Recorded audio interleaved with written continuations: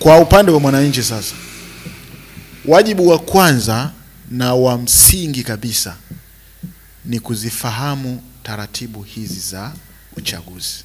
Huo ni wa msingi kabisa, kuzifahamu hizi taratibu ndani ya vyama na baada ya ule mchakato wa kupata wagombea ndani ya vyama. Hizi taratibu zilizopo kwa mujibu wa sheria. Tunapoelekea sasa kwenye kwenye sanduku la kupigia kura. Ndio. Taratibu zote mwananchi msikilizaji wa Radio Nuru FM anatakiwa kuzifahamu barabara.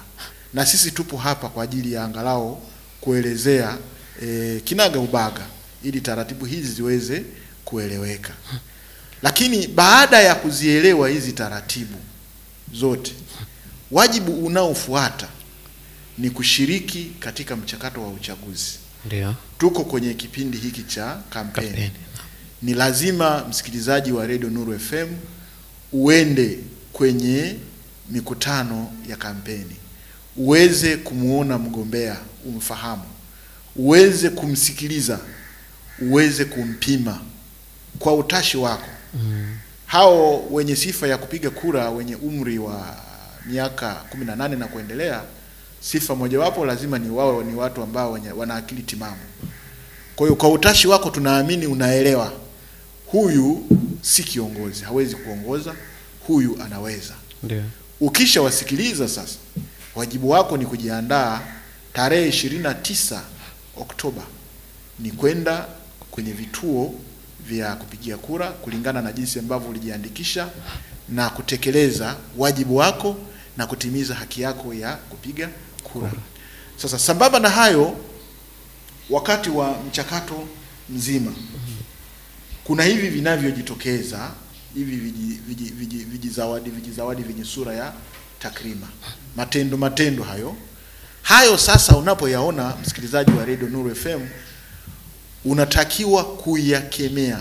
Kwanza kukataa, kwa sababu unajua upande wa Uislamu na upande wa Ukristo rushwa imekemewa. Rushwa tunasema huwa inapofusha macho. Kwa hiyo hata msikilizaji wa Radio Nuru FM ukipokea hivi ambavyo vinatembezwa na hao wagombea, utapofuka macho. Na kupofuka macho katika zoezi la uchaguzi maana yake ni kupofuka akili. Badala ya kumchagua mgombea anayefaa, mwenye maono, ambaye pengine ndiye Mungu amemleta ili aweze kuwa kiongozi, utapofuka na utachagua mwekezaji ambaye anawekeza sasa, anayetaka ingia madarakani aende akavune faida.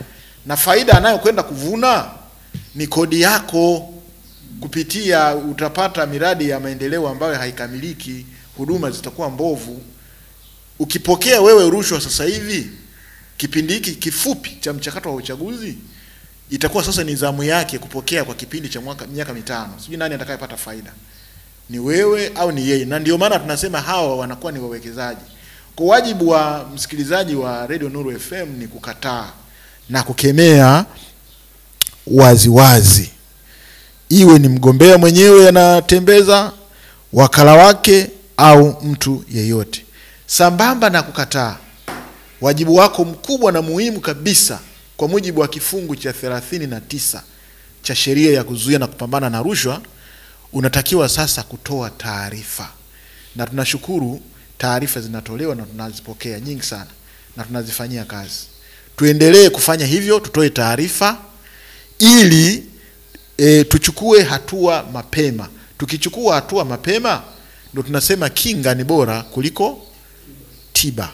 Ukishamchagua mtu aliyehonga akaingia madarakani akaanza kuboronga na wewe ukapata hasara, mchakato wake wa kumuondoa mtu aliyechaguliwa madarakani upo, lakini una gharama na una ugumu wake kwa mujibu wa sheria. Sasa ile inakuwa ni tiba.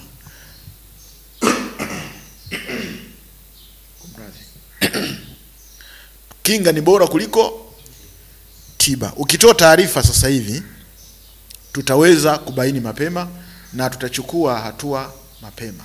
Na kwa taarifa yenu, kwenye sheria ya uchaguzi, moja ya adhabu ambazo zinatolewa zimeainishwa mle kwenye ile sheria.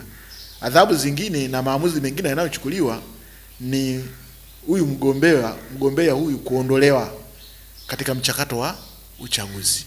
Na ndio maana tunasema tutoe taarifa mapema ili hatua zichukuliwe mapema. Kama ni kumshtaki mtu, tumshtaki sasa hivi ili muone huku kampeni inaendelea, lakini na nyinyi muone huyu mgombea ana kesi ya rushwa kwenye uchaguzi mahakamani, ili sasa muwe na kwenye nafasi nzuri ya kuchagua. Mnachagua mhalifu au mnachagua mtu ambaye ni mwadilifu. Lakini wajibu mwingine tunasema ni kuelimishana kuhusu athari za vitendo vya rushwa kupitia majadiliano mbalimbali. Na mimi hapa ninavyozungumza, naamini hapa tunajadiliana. Mimi sizungumzi kama ndo mtu ninayejua sana, hata wewe msikilizaji unayajua haya. Lakini nichukue nafasi hii nieleze kuna athari za vitendo vya rushwa. Muda ungekuwa unatosha, mimi ningeweza kutaja kwa haraka athari 10.